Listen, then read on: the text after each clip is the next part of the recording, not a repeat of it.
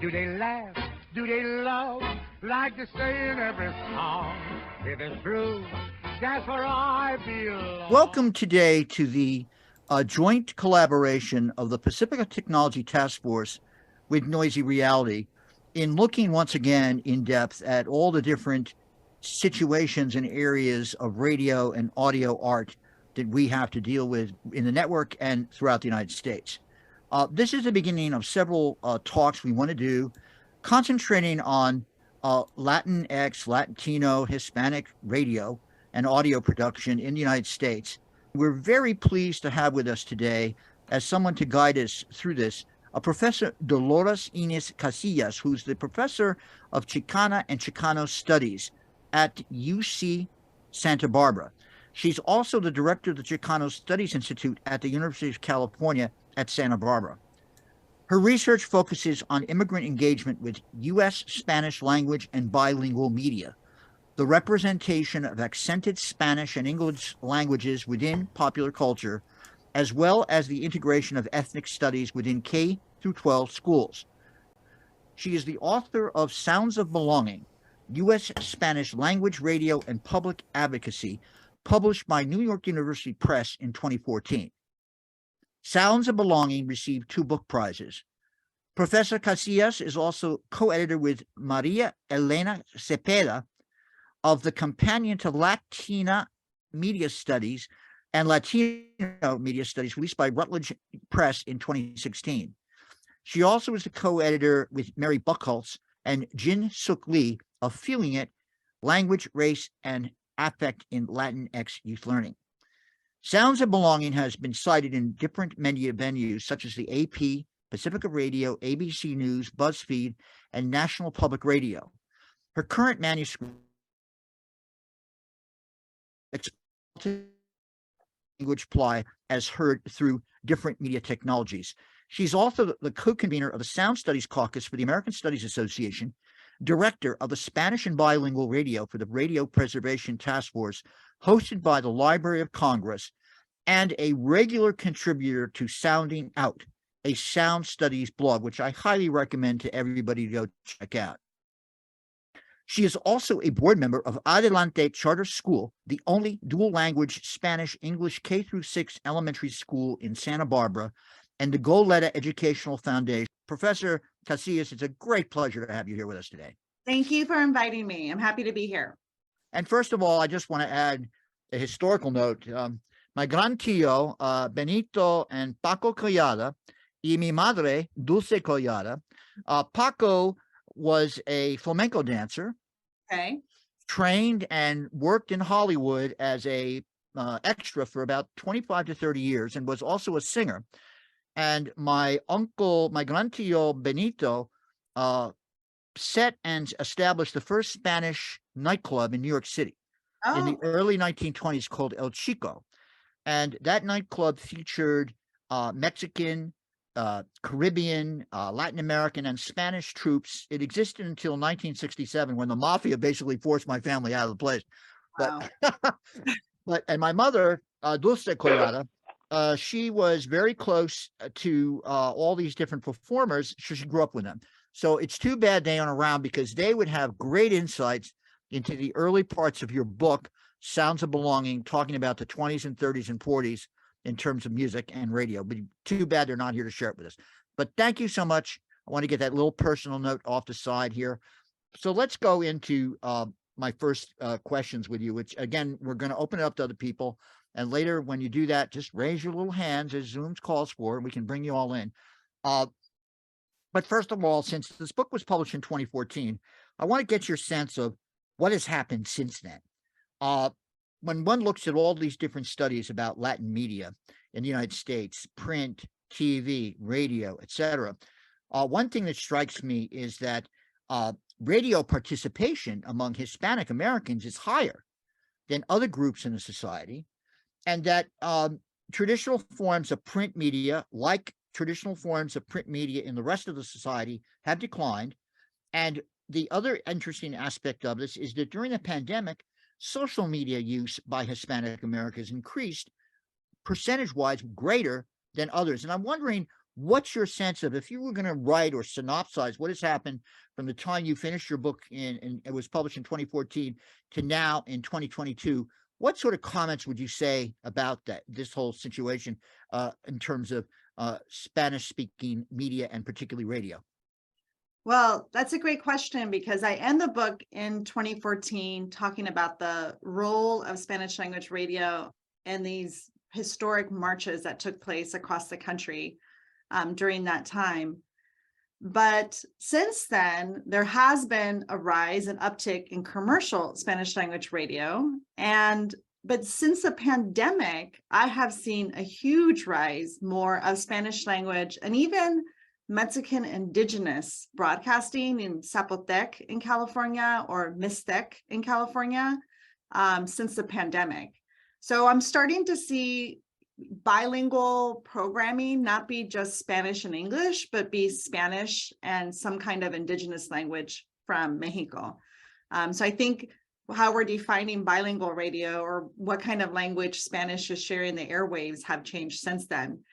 But this reminds me of a piece that I'm finishing right now, Jim, about listening to the pandemic. Because listening to the pandemic through Spanish language broadcasting and what I tend to call Facebook radio, these radio stations that don't have a lot of signals. So what they do is, because Facebook users is really popular among Mexican and Latino users, another form of social media, obviously Facebook, they will just record themselves. They'll stream themselves on Facebook, and it's called Facebook radio. Not a traditional kind of format that I think a lot of my radio colleagues would consider, but they themselves call themselves Facebook radio. I respect that. I think it's a form of audio. I think it's different. But the way that immigrants and farm workers, service sector workers, dishwashers, the way that they used radio during the pandemic to advertise where to get tested, where to get masks, where to get vaccinated, has been stunning. Really, really stunning. And it reminds me of these early origins of Spanish language radio, right? In the 20s and 30s, when people are desperate for information. And even though the United States is the second largest Spanish-speaking country in the world, our public health, a lot of our educational systems just aren't ready, equipped, or culturally or linguistically to reach out to these communities. I don't know if that now helps. let me deal with that helps a lot. Now let me deal with something that appeared over the summer. There was an interesting article in the New Yorker, among other media outlets, that dealt with the issue of this new company that's has Stephanie Valencia. Mm-hmm. Oh, you paused a little bit, Jim. Oh, can you hear me? Mm-hmm. Yeah. They basically had raised $80 million to launch the Latino Media Network, and that freaked out the Republicans, because one of the radio stations they wanted to buy, or they did buy, was Radio Mambi down there in Florida. And part of it was they were upset over the 2020 election that that the Republican Party had been able to increase the Latino vote. So what do you make of all this going on, this whole controversy about new outlets being formed, and especially Latino Media Network? Well, I think the Latino Media Network also had some interesting investors. They had some Latino celebrities. I want to say Eva Longoria might be one of the investors. So it was kind of an interesting, unique coalition of people who put their money together. And some ways, to be honest, I'd rather see a new network form than see Univision take over another series of radio network. So Univision, we kind of always think of television, but they've been the empire of radio in Spanish commercial-wise since the late 1990s. So I think it's kind of healthy to have a little bit more competition in that regard.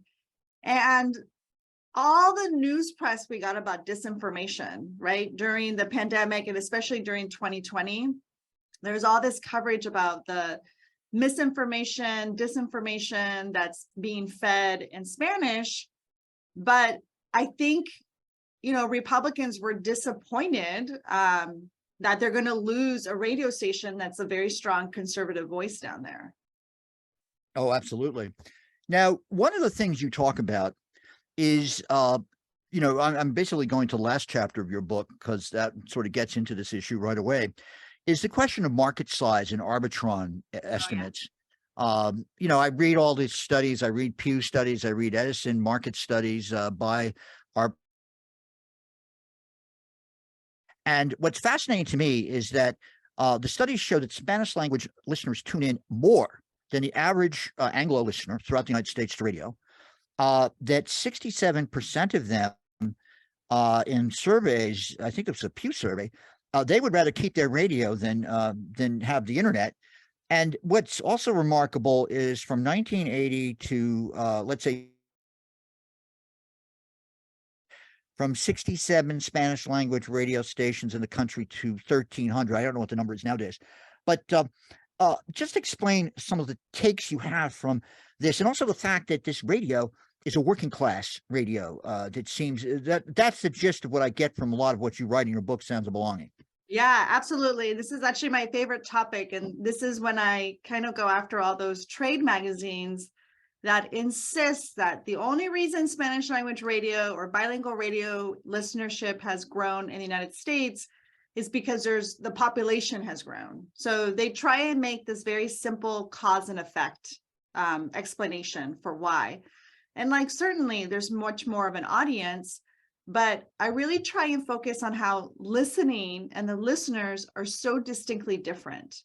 I also tend to call it a very brown form of listening, reminding people that even if you're not, I do this mainly in an English dominant audience, academic audience, even if you're not purposefully seeking out a Spanish language radio station, I know you heard it when you passed that construction site last week. I know you overheard banda music when you went to use the bathroom at that restaurant and had to go all the way in the back and overheard the kitchen. I know that when you were at the hotel at a business trip that you saw maybe a little radio station on a hotel housekeeping cart. So it very much accompanies a very working class sector, a working class sector that we actually don't pay a lot of attention to, a working class sector that starts their shift at 4 a.m. They do double shifts, graveyard shifts. And morning radio, for instance, starts at 4 in the morning, popularly, mostly, I should say, and then often at 5 in the morning, as opposed to English language radio that starts a lot later. So it's become an accompaniment, right? A sense of company for people. And in fact, a former student of mine, Jose Anguiano, did a really great study with janitors and followed them on the night shift and tracked how they used their radio sets, when they chose to listen to a specific musical genre, when they spoke to listen to a specific radio host, how they didn't listen to it with earpods, right, or headphones. They brought their own little radio sets, which, as we know, it's much more economical. How they knew exactly where to position it, right, down the hallway in order for acoustically to be able to be heard loud while they mopped, right, that while they did that shift. So I think it's become this very political form of company, right, for a very working class sector. And nowadays, I think the latest tally is of over 1,800 stations that are licensed with the FCC that broadcast in Spanish. Yeah, I could verify that, working in restaurants from the 60s on and in factories, my Latino comrades would basically set up their radios. You'd hear it blaring where they're working. And if you were going into a restaurant, you'd hear it in the back room there where everybody's doing the dishes and everything. And everybody sort of, hey, great. No one said anything. Everybody wanted to, it's sort of like the way they talk about radio as sort of a backdrop to how people listen. Now, just get back into the sort of issues in the 20s and 30s of Spanish-speaking radio in the United States. And again, it's as I say, the experiences that I relate with my family was basically in New York. There were a lot of Spaniards who were merchantmen who settled in Lower Manhattan in Greenwich Village. Right. And so they were, of course, had different musical traditions than Mexican Americans or Central Americans or Latin, people from the South or the Caribbean or Cuba. But nevertheless, I remember it was a big potpourri in my great uncle's nightclub. He had people coming in from all over the place. And so how did, what's fascinating listening to you talk about the development of Spanish radio is that music, of course, is it seems like the major grabber. And your experience, of course, is based on it, predominantly in the Southwest. So share with us your insights into that and what you've learned about other parts of the country as you've, immersed from your knowledge about this in different markets. Well, I think that musically, it was an entree, especially, for instance, during Pan American radio, let's say. I think that English dominant listeners have always appreciated or been curious about Latin American origins of music, right? There's something that they've always been drawn to them about something very Spanish or something very Cuban or something that's listened to as very Argentinian. I think the problem is that during that early forms of radio, there wasn't enough education to make the distinction between this is from this country, this is from that country. So in some way, everything got kind of mixed up together as something being very Latin, let's say, for better or for worse.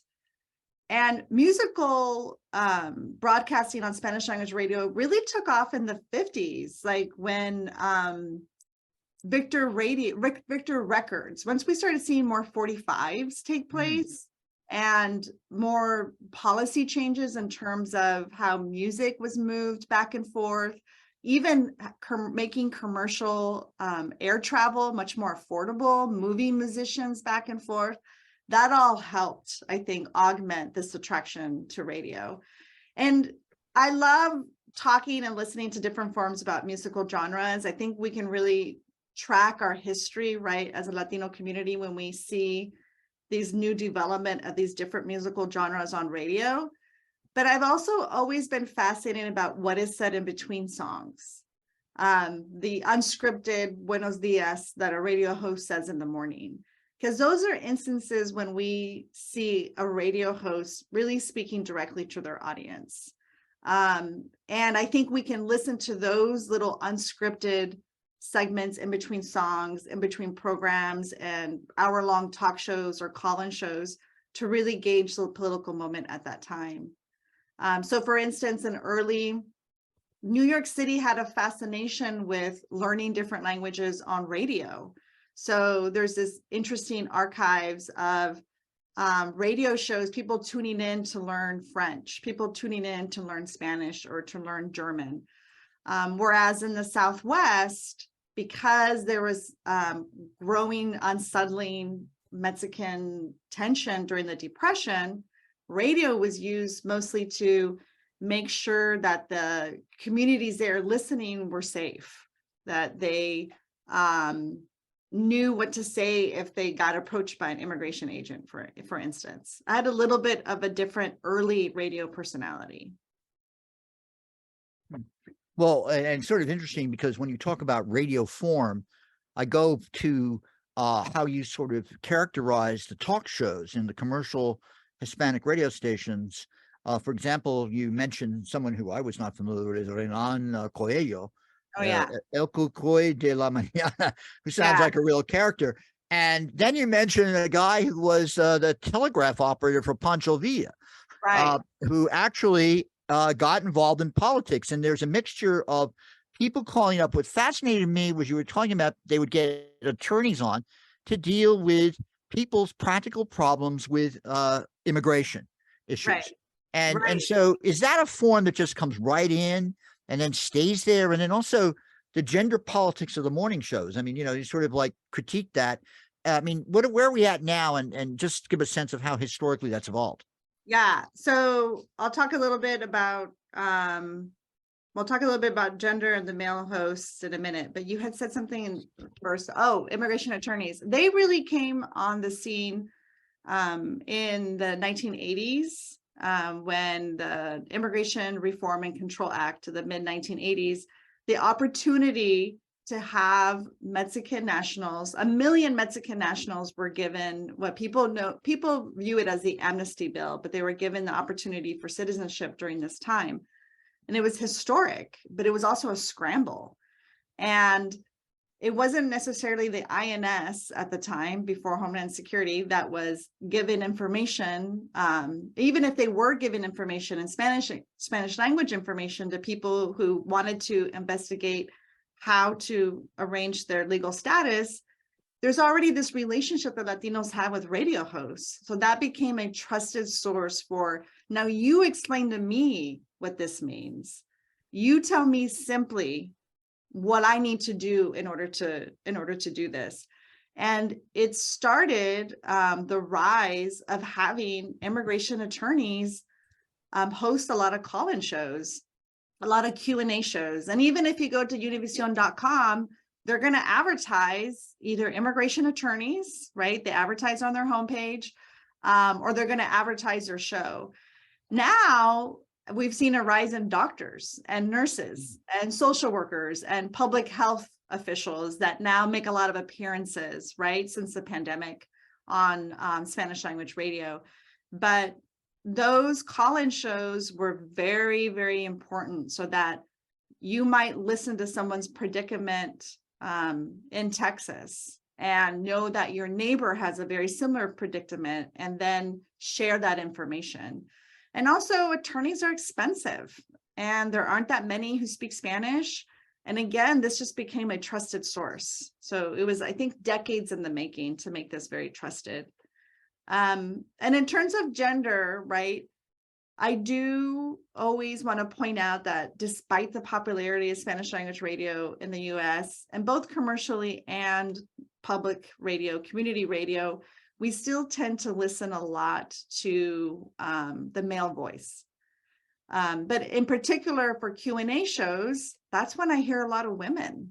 I hear, and in my archive of recording those shows, a lot of them were women who were calling, asking the attorney about questions on behalf of their husband who's still abroad, or on behalf of their brother who's waiting to migrate.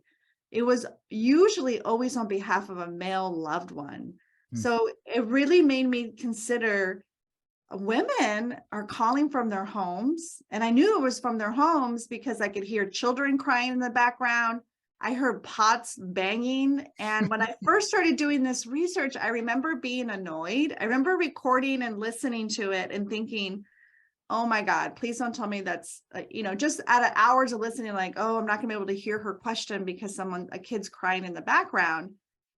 And then I thought, I keep hearing kids crying. I keep hearing someone in the kitchen. I think I heard a vacuum, and I realized these women are home. They're home, but yet they're using radio to manage this legal maze of immigration, right? Which I think is a very important form of work that I think we don't give enough credit, right, to women here. But I am increasingly finding more women on radio shows, but they often don't have the early morning slots. They often have the mid-morning slots. But I'm in love with this one woman right now in the Central Coast here in California. I tune into her a lot. Her name is Lupita, and she hosts an on-air, it's called El Bazar. It's basically an on-air Craigslist. And for an hour and a half, people call in, and the rule is you can't sell anything over $1,000, right? And your pitch has to be tight.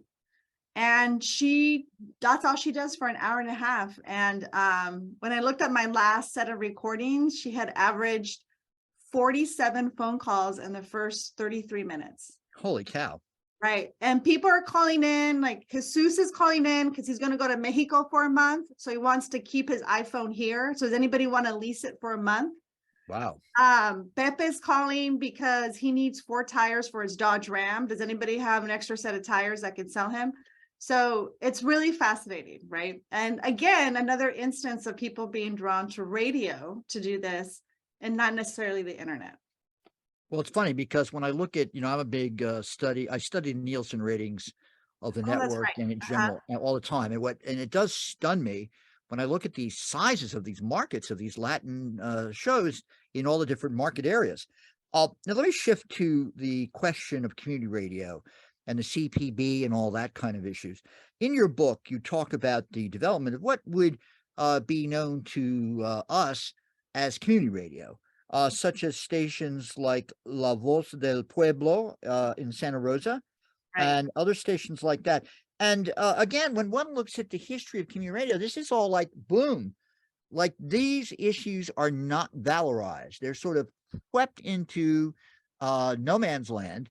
And, one has to read a book like yours to see, oh, this is going on at the same time that everybody else is having this, big underground revolution in the late 60s and 70s. So how have they fared? What's the interaction of CPB to this day Right. with these issues? Because I'm very familiar with legislation over the past 30 to 40 years on this. So what's your take on all that?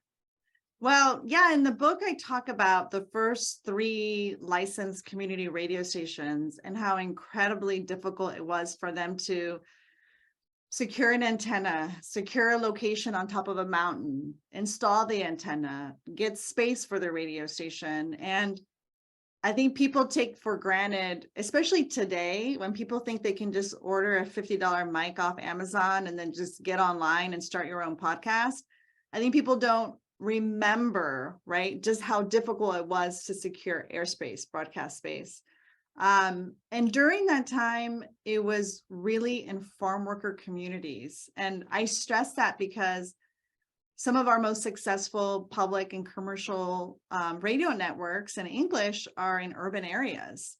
But really in Spanish, that started in rural areas. It started with farm workers wanting to be in charge of their own programming, wanting to be radio hosts, wanting to make sure there was a family-friendly playlist. So today, out of the 3 that first started, which was La Voz del Pueblo in Santa Rosa, it's called KBBF FM. Also in Yakima, Washington, there was another Spanish language community radio station. And actually a new book just came out on the history of only that radio station. It's fascinating. It's called Feminista Frequencies. Oh, great. And it's a great book. I highly recommend it. The author is Mónica de la Torre. And she actually analyzes the early programming from this radio. For instance, she analyzes his entire series they broadcasted during the 70s, 80s about a community and how they're going through AIDS, and how a lot of these shows were actually produced by women, that they took advantage of. The Corporation for Public Broadcasting at the time had a lot of grants to train minorities or women in radio production. And that was huge in order to help these early radio stations really take off, really train people on how to use the equipment, on how to do radio in general. The third radio station I talk about is now what we consider, people might refer to it as the Spanish-speaking NPR. I kind of don't like that. I like to think that NPR is the English-speaking Radio Bilingüe, but it's called Radio Bilingüe, bilingual radio. It's based out of Fresno, and they have a couple of transmitters, all in rural areas, and they ship their broadcasting to over 40 radio stations in the country.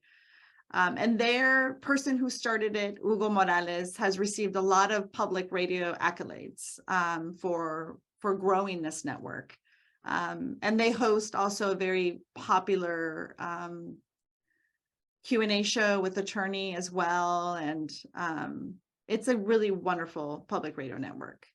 I'm a big Interesting. And one of the things you talk about is the community relations service, which was actually helping to support all this. And then I wanted you to share with us, because I think it's very important for our listeners and people in the network in general to have a good sense of the legal decisions that have an impact on this. And you quote the legal decision, the Office of Communication of the United Church of Christ versus the FCC. And also the fairness doctrine. We don't hear that discussed these days too much, but give us an explanation of how you see that evolving, because I sort of see that is leading to the Telecommunications Act of 1978. All Right. this kind of, because that had the built into it the whole creation of community advisory boards, empowering them, et cetera. But what's your take on all that, and how does that influence Latin radio? I think that a lot of the inroads that were done in the South with policy decisions, a lot of inroads that were done by community radio in English, that all benefited Spanish language radio, bilingual radio. And I think that even small nonprofits, like community I think it's the Community Radio Broadcasting. It's a small nonprofit organization in the Bay Area. All they do is try and help small community radio stations kind of improve their broadcasting and improve their shows. It had this sense of trickle effect where I think Latinos on the side were taking advantage of these small openings, right, that were being made. So we don't hear about these major FCC decisions that directly impacted Spanish language Latino radio, but they did. I just don't think we consider it as much anymore. And Jim, I know I didn't answer your question about Arbitron. I don't want to forget it, but so circle back whenever you want to that. Okay, no problem. Now, the other thing is, in the book, you talk about increasingly, my mother, when she moved out of the Bay Area, she moved down to Arizona, and I did not experience directly the sort of craziness that's gone on in the past 25 to 30 years. But I know when I was down there, it was clear to me that all the people coming illegally across the border, nobody gave a damn. Mm-hmm. Everybody said, "Hey, you got to come here and work and support your family." And and that's my experience in New York, by the way, too. Mm-hmm. Everybody said, "Yeah, that's cool. You got to support your family. Who's going to break your chops?" And then how it's changed so dramatically, Right. and the way you talk about how Spanish language radio, attacks that surveillance state that we've Right. seen evolving, especially after 9/11. So Right. talk to that. So I really try and stress again that it's not just population numbers, it's the conversations we have about immigration. And it's also how we've responded to immigration policy and attacks on Mexican nationals, and even increasingly so the migration of Salvadoreños and other Central Americans crossing the border. In that this small radio station in Washington, the one that's going to kill me unless I give you their call numbers. I feel bad that I don't know their call numbers. Oh, don't hesitate to use the screen. KDNA FM. That's what it is in Yakima. It started here, where this tiny radio station in this farm worker rural community in the 1980s, they started seeing a lot of INS sweeps at the time. So they decided that they were going to have somebody go on the top of a hill that oversaw the valley. And they had a walkie-talkie. And if they seemed to see a van or any kind of suspicious activity, they would then notify the radio station, who would then broadcast out to the listeners to please be mindful that morning of suspicious cars and activities, just in case it might be another INS sweep. Cesar Chavez, as we know, a farm worker activist, actually visited the community radio station in one of his visits up the Pacific West to talk to different farm worker communities, and said, "I can't believe you guys do this. I love this idea of you following La Migra instead of them following us." So he started a series that is still broadcasting in California and in Arizona, Radio Campesino, a series of Spanish language farm worker directed radio stations, and also had a very similar format. And in Texas, Texas always takes everything one level up, right? They had a show called the Green Limes Report, La Limones Verdes Report, where people would call in also if they felt they might see an INS sighting. Now, when they were asked, why do you call it green limes? They said, well, the INS agents, their uniforms are green. And if they catch you, they're going to sour your day.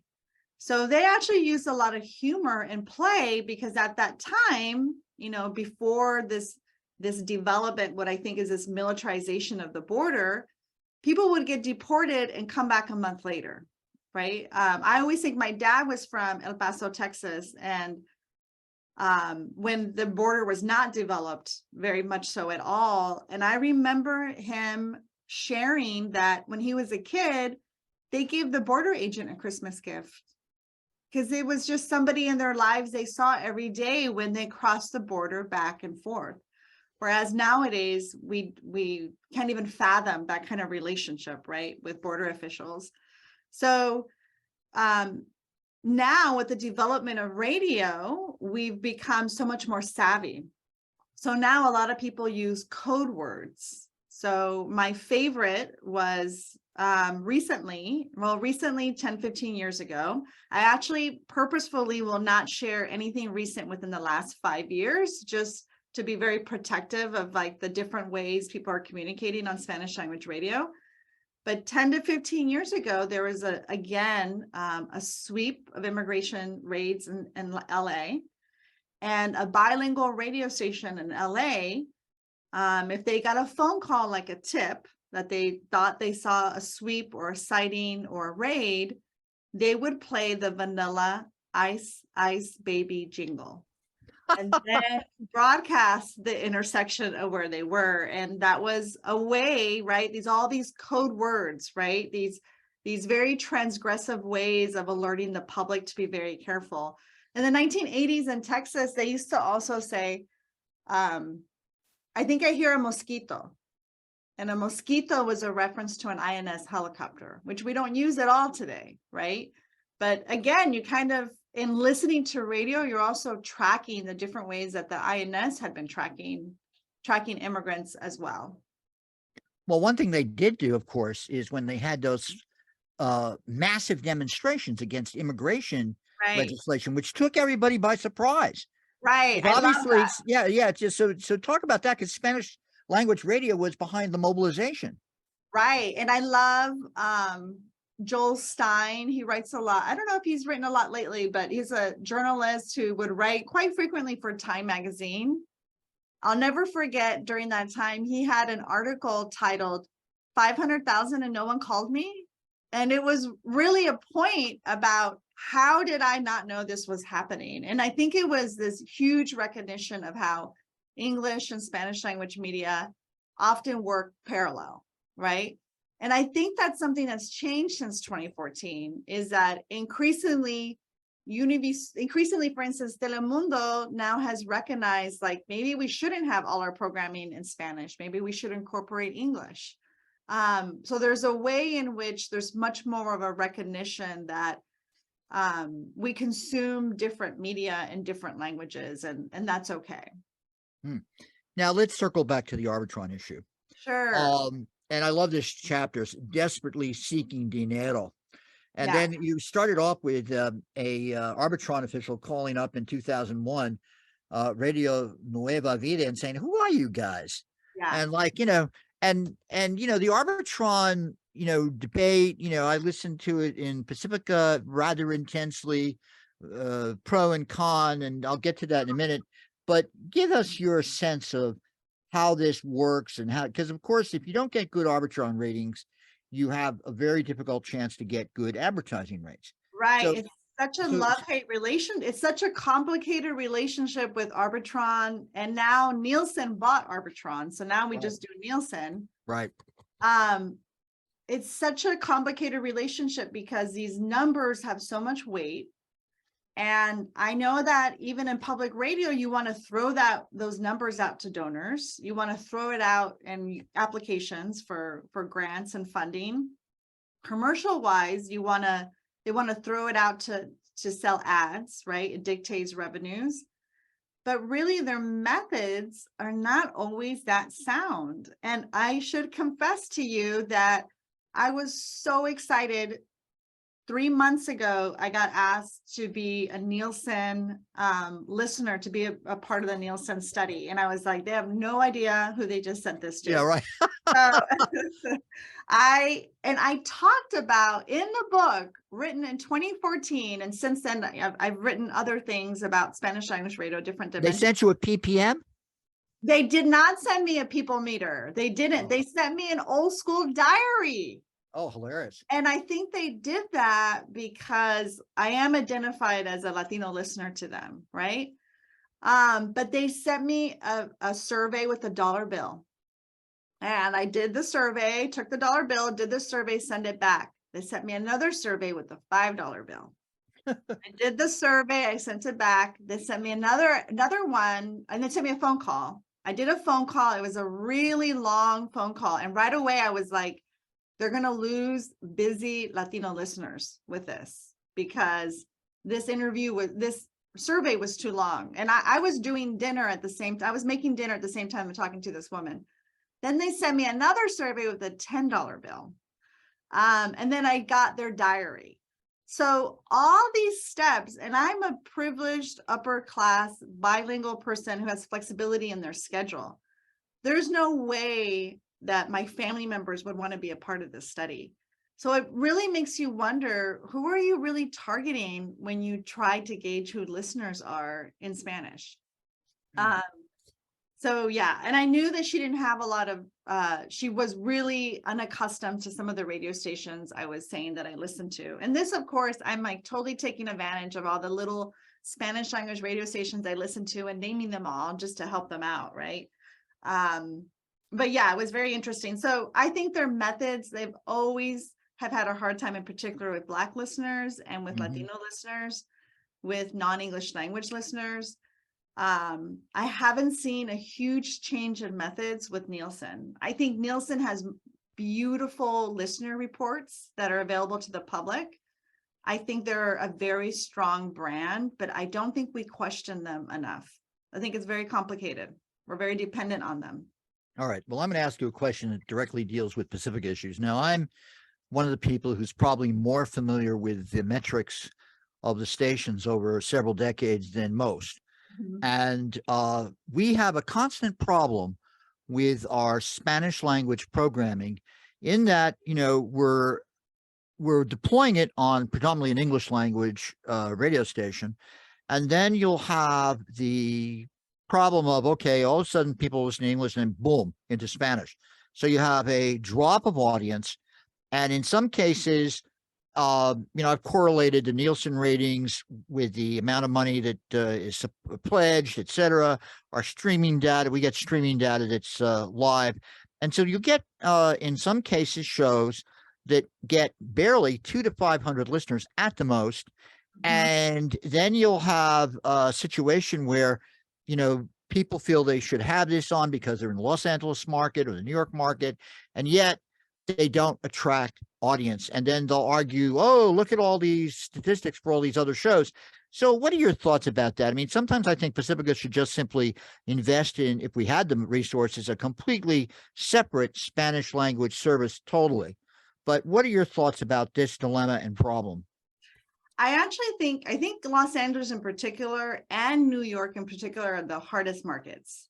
I think they're going to be the hardest markets because they're the largest radio markets in the US, right? And I think a lot of the corporate commercial Spanish language companies have really taken advantage of that airspace and ad space. I mean, subway advertising, bus stops, at laundromats. They have on the side of liquor stores, right? I even have a photo of me being in Guanajuato, Mexico, and they're advertising a host in LA, right? So they've also taken this transnational ad as well. And I think those are just hard markets in general to compete with. But and also, like I said, the origins of public radio in Spanish have always been in rural areas. And I know that, for instance, the Pacifica in Los Angeles has played some of Radio Bilingüe's shows. I think they've played Línea Abierta is the name of their big news show. So, I mean, I'm tempted to also say that maybe it might be best to have something completely in a non-English format. That way it just builds an audience like that. But I don't know if I have a solution for it per se, but I could see it being very difficult to want to tune in at a specific time, right? At the same time, that's what makes community radio so attractive is that it is eclectic, is that it does it's exposed me to reggae music I thought I would never like, right? It's exposed me to I remember listening to Democracy Now! For the first time, right? Decades ago. So it also plays a different role, but I think for people who are working, which is a predominant Latino listener, they need to develop a loyalty and a very strong, consistent relationship. Yeah, when I hear and look at what you talk about in terms of the talk shows and how they're very practical, they're dealing with people's, okay, like how can I help my uncle who's, been deported or is going to get screwed by INS, et cetera. That's something that, some of the shows might decide to get into grandiose left-wing politics. I don't know. Now, before I turn it to other people, what about the new forms of communication, podcasting, and other forms? And Gen Z, Latinx, Gen Z, what are they into? How are they similar to the rest of the American kids? Are there differences? What do you see from what you look at? Well, it's interesting because I think people often, there's a rise in Latinx podcasting, for instance. There's a lot of new podcasting that takes place. And I think people often ask me because they might think that I'm sad because of that. But I have to tell you, that generation that's doing podcasting bilingually or in Spanish, that's because they grew up listening to Spanish language radio in their homes. And they'll tell you that themselves. Like, I think one of the most recognizable famous podcasters right now, it's called Locatora Radio. And it's two women who broadcast. It's a very sassy, feminist, talk-based podcast. And one of them actually is getting her master's right now. She's in graduate school, but she's an alum of UCSB. I knew her here when she was an undergrad. I just talked to her a couple of months ago about her thesis. Another podcast, Café con Chisme, also bilingual Latinx podcasters.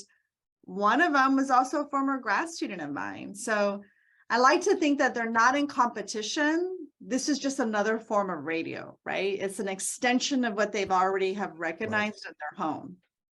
Right. And they switch back and forth from English to Spanish. They talk a lot about a racialized existence as US Latinos, microaggressions they face in the workplace or at school. Whereas immigrant-directed Spanish language radio, it's a little bit more of a form of survival that's different. There's a different form of legal and economic vulnerability that I think we hear in immigrant-directed Spanish language broadcasting. All right. Well, I'm going to ask one more question, but everybody who wants to ask a question, please raise their hands. One thing I notice here in New York is there's all these underground pirate radio stations in the borough of Brooklyn, for example. Yeah, Brooklyn. And most of them are Hispanic. Right. And some of them even encroach on our FCC signal. And I've always wanted to sort of say, hey guys, can we sort of work together here? Totally. But they're operating in bodegas. Yes. They have little 50-watt radio stations, and they play music and they talk about what's going on in their neighborhoods. It's quite fascinating. Right. But anyone who wants to jump in here, please raise their hands and I can bring you on in. Bruce, I know you sent some questions to Professor Casillas. He did. Thank you, Bruce. I think I answered them when I was in the thick of my head cold fog, but it was nice to see somebody so engaged. Yes, Bruce, you can unmute if you want, or Carolyn. Yeah, can I say one more thing about the pandemic and listening? Oh, yes. I had a Washington Post reporter call me and say, I'm finishing up this story. I'm seeing that listenership is up, especially among Latino listeners in radio. And I'm guessing it's because of the pandemic. So they prefer radio and everyone's home listening. And I said, actually, that's quite the opposite. Listenership is up because these are the people still at work. These are the people that did not have the privilege to shelter at home. Very good. Very good. They had to take their radio stations with them to work, and they worked in record numbers. And she ended up not publishing the piece. I was looking for it because I thought it'd be great to cite in my other article, but I think she switched on to something else, as journalists usually do. But I always been fascinated that she had that recollection in her mind. So I always try and remind people that with the pandemic, it was quite the opposite. Well, also I should add, in the pandemic, what we've seen in studies by community radio station conglomerates is that the amount of people pledging has declined in Interesting. normal public media outlets. And that point you made, that the people going to work during the pandemic, you Right. know, the guys and gals who went in there and manned the grocery stores, the nurses, the cleaners in the Or the hospitals. delivery in New York, the delivery services, all the Absolutely. DoorDash, Grubhub, all of Absolutely. that was immigrant based. Everyone was getting Absolutely. their dinners from those bicyclists that were immigrants. Absolutely. That's a very interesting distinction. In any event, Bruce, would you want to unmute? Because I don't know what questions you asked. Or Kenny, do you have a question? Or Carolyn? Yeah, go on, Bruce.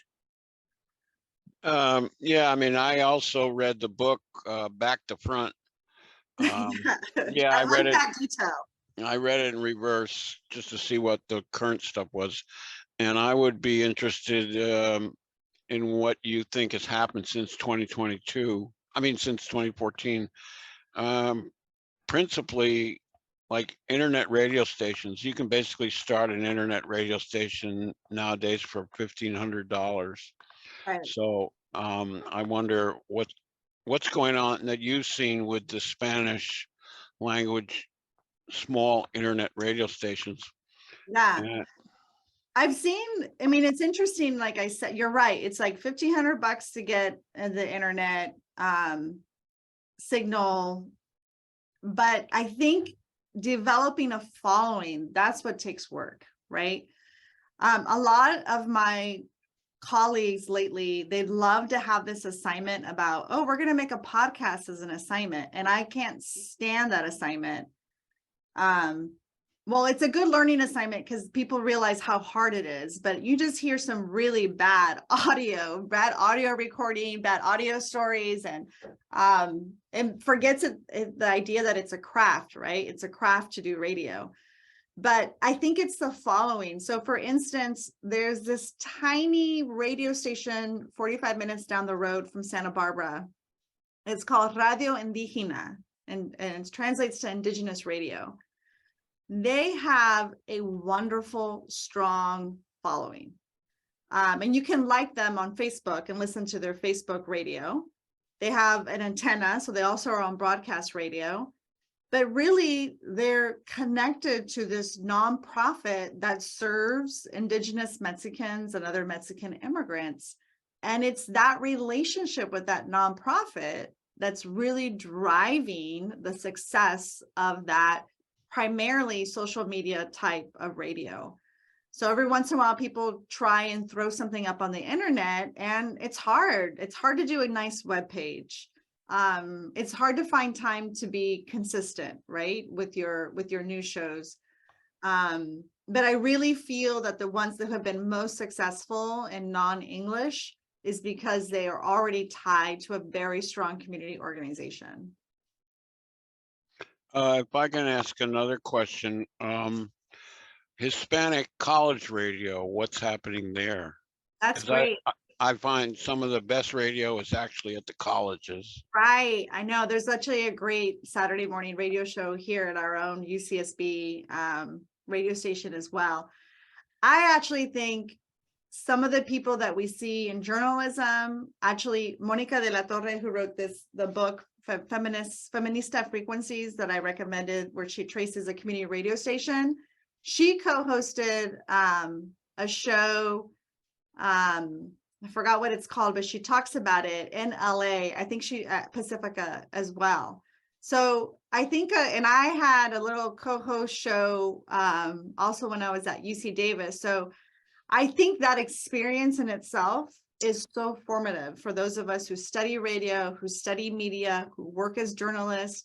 So any student that comes by and I see an inkling of interest, right, in anything media journalism related, I always turn them to those radio stations, because that's where they're going to be inspired. That's where they're going to get their training. And that's when you really know if you want to be a part of it as well. All right. Thank you, Bruce. You got some more comments before I move on to Kenny? Yeah, I mean, this one, I'm probably going to make myself unpopular, but how much do you know about KPFK? I do. Sorry about that. I do know a lot about KPFK. I actually was interviewed a couple of years ago with KPFK, and I've also have always given them credit publicly. And I don't know if I told you this, Bruce, but I really feel that they were one of the first stations that unapologetically, without a disclaimer, without anything else, broadcasted accented English, like accented voices. And this is something that, for instance, I think NPR is just starting to do now, but I think for decades now, they have been one of the most inclusive signals in terms of how we listen to voices. Because I'm wondering if you could get a group of your college kids or graduate students to do a class project or a capstone project to try and help turn KPFK around. I mean, Yeah. I'm reading your book, and you're talking about the 4 a.m. to 6 a.m. KPFK has 110,000 watt signal, Right. which covers all the farmland around, half of California.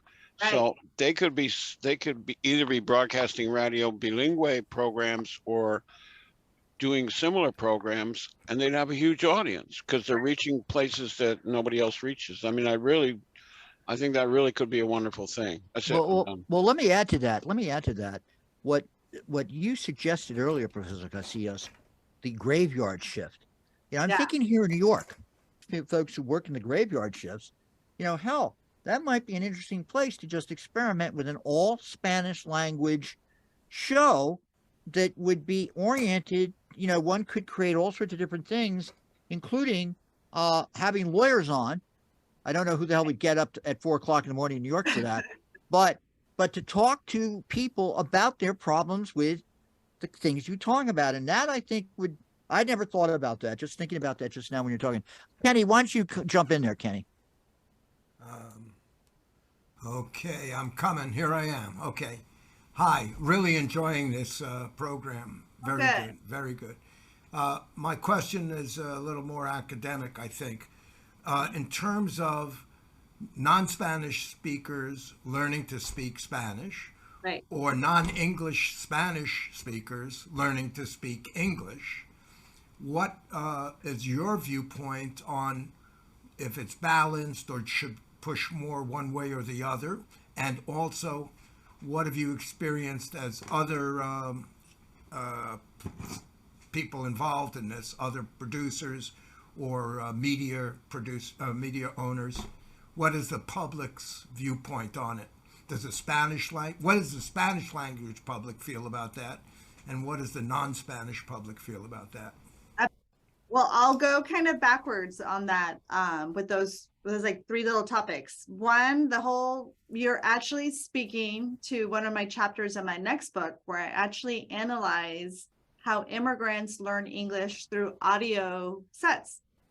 So I start off kind of talking about the Inglés sin barreras moment, which was this huge learning English moment in the 80s and 90s, and how today these language learning companies have taken a cue from radio and now will sell a lot of CD sets or even tape cassettes to have people learn English while they're waiting to get to work or while they're at work. So they're taking advantage of the fact that radio was really popular because people would take radio to work with them. And it's mobile, right? And they're capitalizing on that format by trying to sell English to these immigrants. So I study a little bit of that. And also a lot of sociology reports will say that there might not be a lot of immigrants who speak English, especially in service sector, like construction, car wash, dishwashers, and the sort. But their sense of comprehension of English is a lot higher than we think. And I think that's just something that we don't gauge very well, because if we don't hear them speaking English, then we think that, well, they must not understand anything I'm saying. And that's actually called receptive bilingualism, when somebody speaks one language and you kind of understand it, but then you respond in a different language. So we're seeing a little bit more of that. And also, as the border has become so difficult to go back and forth, people stay here longer and are forced to learn more what we call survival English or everyday English. Like a lot of these learning English companies will teach you how to request a receipt at a store. Will teach you how to request a formal translator if you're very nervous at a doctor's appointment. So there is an entire market that's trying to really capitalize on that in immigrants. I'm thinking about the times that when I go on the I-5, which is kind of known as the Spine Freeway down California, and Radio World, which is a website and some news, has written a couple of pieces about this. A lot of the truck drivers down that Interstate 5 are actually from South India. And there's a specific network of broadcasting that is focused just on South Asian drivers. And that's something that I can't listen to, right? I don't understand what they're saying, but I appreciate and understand that this is something directed towards another distinct service of workers, right? That's who's, they need company also when they're alone on that, and those trucks, often also doing graveyard trips. And then my last point, I actually was going to say something about Radio Ambulante, which is a very popular podcast that I believe is still out of NPR. And a lot of people will characterize it as Latinx, but I really see it as more as a Latin American program. Their stories, the entire thing is in Spanish. And what they do is they actually offer transcripts of the entire show in Spanish and English. So they must be recognizing that they're on NPR. Not everybody's going to understand. It's a very middle class form of Spanish that's non-Mexican. It's very much like from Colombia or reporters from different Latin American origins. But they now offer transcripts, and they pitch it sometimes on social media, like, if you're learning Spanish, if you're still listening to our show, here's the transcript. So I think some programs are trying to grapple with, how do we attract or maintain listeners who might not be fluent in Spanish? I hope that covered a bunch of your points. Well, I just want to make one comment, and I wanted to know what you're getting from the industry, commercial or non-commercial. What's the push? Is the push towards we should have more bilingual programming, or just go for the Spanish-speaking program, or what's the industry viewpoint? And go ahead. I think the industry viewpoint is still puzzled by what to do with Spanish language radio. And I often share that in the top 5 radio markets in the United States, New York, Los Angeles, Chicago, Houston, and Miami, often you're going to see in the top 5 ratings a Spanish language radio station. That's common, right? But in any language, right? Because they mix them all together. But let's say that a number 2 radio station in Spanish in LA will not have the same revenue as a number 10 or sometimes even number 15 English language radio station. So there's still a way in which the industry meaning radio, Nielsen, advertisers, still are a little uneasy despite what numbers are presented to them to kind of pour more money into them. And that's why we hear McDonald's all the time on Spanish language radio commercially. We hear Chevy, we hear Ford. We kind of hear like the same Coca-Cola. We hear the same corporations over and over again, because there's still, in my opinion, really not that many who have really invested in this medium. So I think they're still seen as very puzzling type of industry. And I also feel like I'm constantly seeing Spanish language radio stations just trying to elbow themselves onto the table, onto be taken really seriously in different circles. Okay.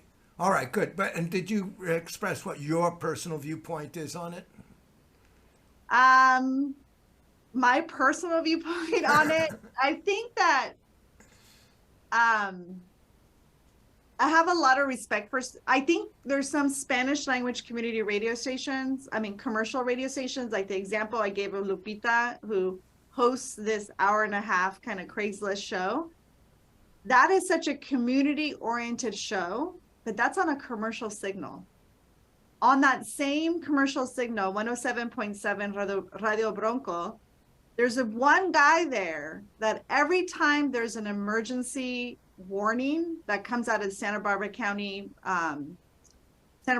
Communications, he translates it in real time in Spanish on the air and on social media. That's a community directed service that's on a commercial dial. So I think that a lot of Spanish language commercial radio stations, the smaller ones, not the big humongous ones, they operate, they've gotten their cue, they've learned from more of the community signals. Okay, good. Fascinating. And just to add to that discussion, I'm looking right here at a Nielsen study just done a few days ago, released November 30th. And what it shows is that this is done by the Spanish Broadcasting System. Now, I don't know when you read these marketing studies how much this is like, business-oriented propaganda. Who the hell knows? But they're talking about, this is a study done by the Spanish Broadcasting System in collaboration with Nielsen.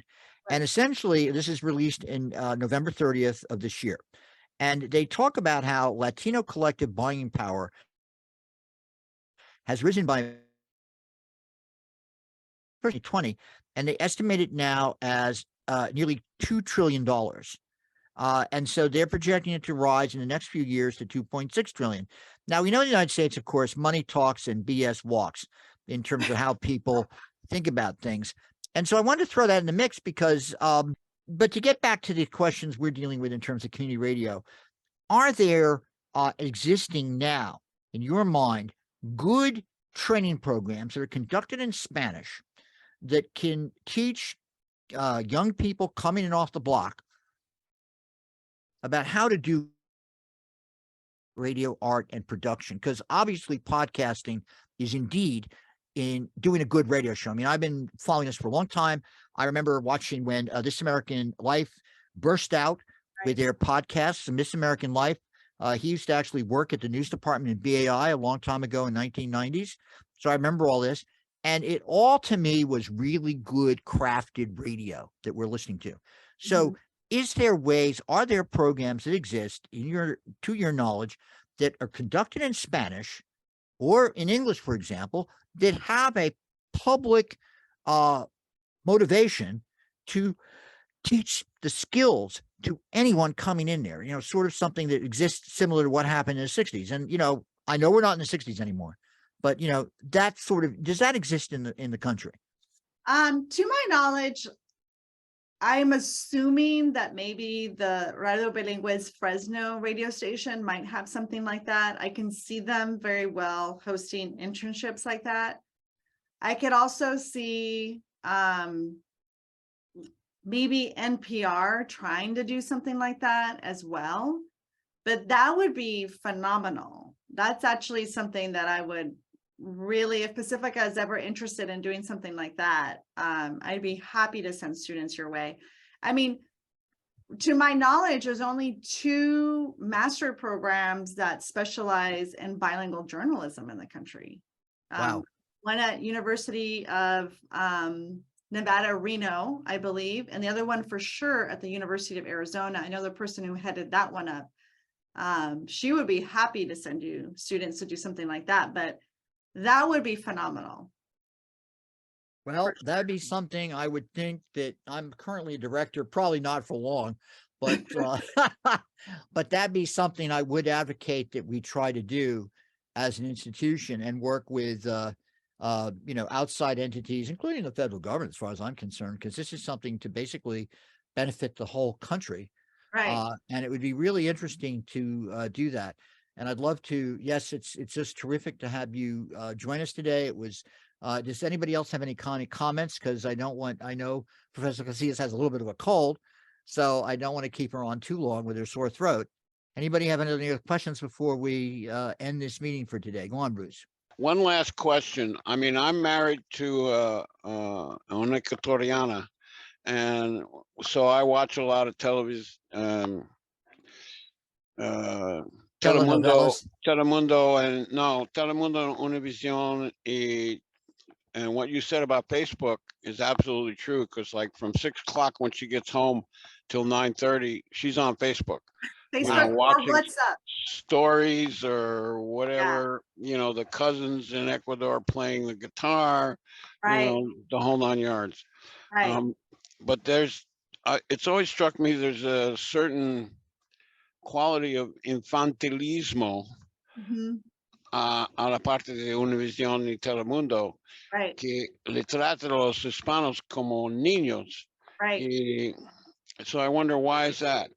Well, I think that, and Arlene Davila, she's actually at NYU, she wrote a great book called Latinos Inc., where she has this great chapter where she critiques a lot of the Spanish language television. Like, for instance, they often will take a show in English and readapt it to Spanish, but the show's like 20 years old. She originally published this 15 years ago, but she had the example of Charlie's Angels, which was a show in the 70s. So it really was being really out of touch with the Latino viewers. And in fact, what Latinos are gravitating more to in terms of Spanish language television are Turkish telenovelas that are dubbed in Spanish. Tell me about it. She watches them, and it's hysterical because the characters are talking Spanish, and then you see the signs on the streets, in Turkish. And the reason they do that is it's cheaper to film in Turkey. Absolutely. And the actors don't even look Spanish. I mean, they look Turkish. Exactly. So I asked her, "Why are you watching this?" She goes like, Actually, they're really good.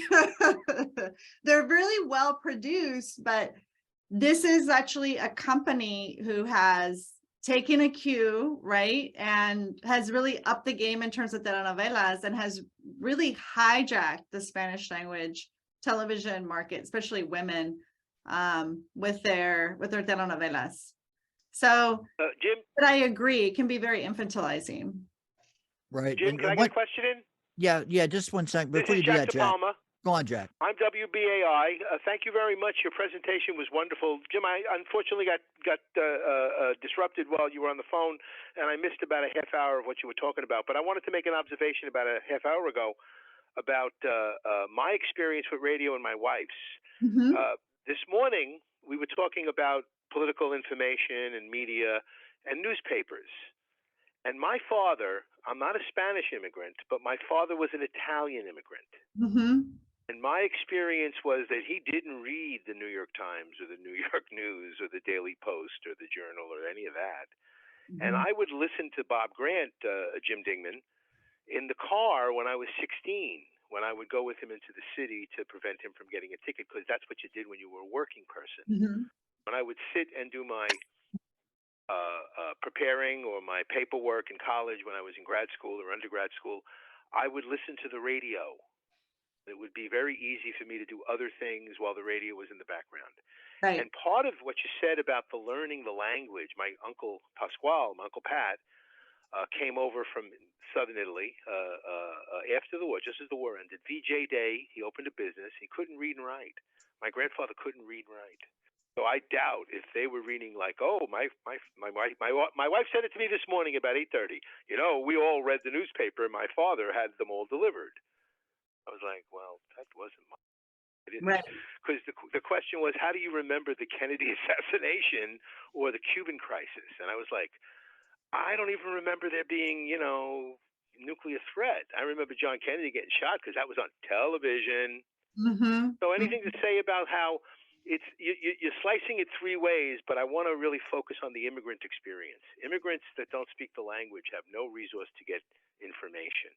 Right. Part And of what you were saying before is profound about LA. It's also true about New York City. I know a lot of people that are Puerto Rican. My grandmother never learned the English language. She only spoke Italian all her life until she passed. And these are poor people that work, that listen to the radio. They want to listen in their language, and then they want to interact with the environment that they have to grow in, because otherwise they can't understand.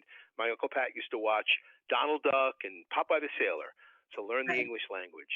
Right. And I think a lot of people have the experiences of learning English with their children through Sesame Street, for example, right? And we know that Sesame Street really dignified children. I think there's a reason why parents also learned English with their children through Sesame Street. It also dignified learning, ma'am. The thing about learning that they're devaluing nowadays, and the part about bilingual language, it just happened in New York City. They brought some people in from Dominican Republic after those migrants were being sent across the country. Right. And the New York school system did not give them enough dignity to support them once they brought them into the city and gave them a job to teach bilingual. So I don't want to, you just sliced it the fourth way. It's called intersectionality, right? Right. And also you're really reminding us, and this is something I try to stress too, that listening is so profound. Like you form a relationship with items and people and programs through listening. So like, for instance, in grad school, I used to tutor senior citizens, right? As a kind of a side job on computers, how to work their computer. And I remember one of my first people I worked with, she could remember a survivor of the Holocaust. She could remember Hitler's voice. Like she can't, because he was on the radio. Right? She can't get that out of her mind.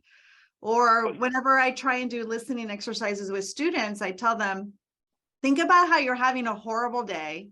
You're just barely holding it together and you hear your mom's voice. You're going to lose it. Right? And that's because you find these safe spaces. So at times when my parents only wanted to listen to radio in Spanish, that was because they were probably just tired of all the English. They didn't understand it. It was noisy. Safe space. Yes, it was a safe space, right? Like for once, I can kind of understand what's taking place right now, and in a world that seems so foreign to them. I used to get the opera. That was the safe space for my father, the Italian side of my family. Thank you, Jim. Thank you very much. And that would be my last question. You know, he brought it up because I remember you talk about block purchasing in terms of how the Spanish language program starts to work itself in the the 50s out there in Texas, 30s, 40s, 30s and 40s. Oh no, in 50s, I guess. Yeah, in Texas radio. And all these ethnic. All these society did the same strategy. And basically Jack was just referring to opera. I remember in Italian neighborhoods, they'd be listening to opera on the streets. Right. They'd be listening to Verdi and just listening to opera on the streets. And one thing that I just sort of jumped in my mind as sort of my last question, just thank you so much, because we'd love to have you have a dialogue with you, bring on like colleagues in. We'll definitely send this out so other people can listen to it. But I think about the time my mother used to play 78s in the 50s and teach me how to tango. Yeah. She'd have these old 78s of all these great Latin impresarios, doing this, dramatic dancing. And the question I sometimes had was, sort of the stereotypes that people had about Latins, these ridiculous, the Latin lover stereotype, the fiery temper. My mother used to love to deploy that whenever she wanted to justify being angry. I'm a Latina, and I would say bullshit, mom. But anyway, like that kind of stuff. But that, of course, interacts with how people, how the radio, you describe the sort of impact of foreign policy, good neighbor policy, Pan-American Union, we didn't even get into, Carmen Miranda doing Walt Disney movies during World War II, conveying the stereotypes of, let's quiet down the strands of neo-fascism in Latin America that we were confronting as a strategic threat, etc. And I wonder, just as a last question to you, that question of the stereotypes conveyed by the media, and then how it's countered by the media that you have so brilliantly explored. I think that especially what we see like on the news, and there's been tons of research that has confirmed that often, especially when people don't interact with other Latinos or other communities of color, this is when stereotypes are formed, right? They then rely on this disproportionate coverage and stereotypical coverage of television, for instance, to kind of learn about these other communities. And of course, this has a domino effect when they sit on juries, right? When they're on hiring committees, right? It has all these kind of real-time impacts. But listening, and radio becomes a place where when we listen to each other, I'm not cringing as much. I mean, I still cringe every once in a while with particular male hosts, like, oh, I don't want to hear this. But I know that they're not going to say something negative about immigrants. I know that it's going to be in Spanish, so they might kind of poke fun for once at Americans who don't know how to speak Spanish rather than the other way around, right? So it becomes a safe space. Radio its origins have always been this very activist, safe space. I think the dangers of it was when we don't have enough control of people who are bilingual and bicultural and trained, is that then it generates these stereotypes, right? Wow. Well, that was terrific. Well, I want to thank you, Professor Casillas, for taking time out on a Saturday. Thank you for inviting me. And we'd love to have you come again and talk, particularly since we got a lot of ideas about how to do things practically from talking with you today. Great. I hadn't thought of a 4:00 strip show in Spanish in the morning. Very interesting idea. I will suggest that to my colleagues as an interesting experiment, because nothing to lose at 4:00 in the morning and a lot to gain. Right. But anyway, so, and I mean that sincerely, we'd like you to, whenever you come up with any articles or books that you think we should look at, please do.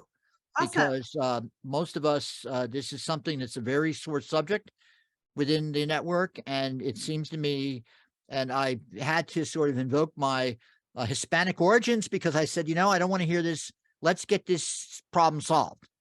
Let's not sit there and, bemoan it, because there's a lot of English speaking shows that stink also. So let's figure out how to solve the problem. Right. Well, I thank all of you for being committed to learning more. And it's great to have you as a teacher. Thank you so much. Great. Thank you. Take care. Bye-bye. Bye. Do they laugh? Do they love? Like they say in every song.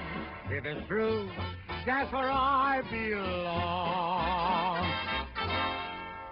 Do they laugh? Do they love? Like they say in every song.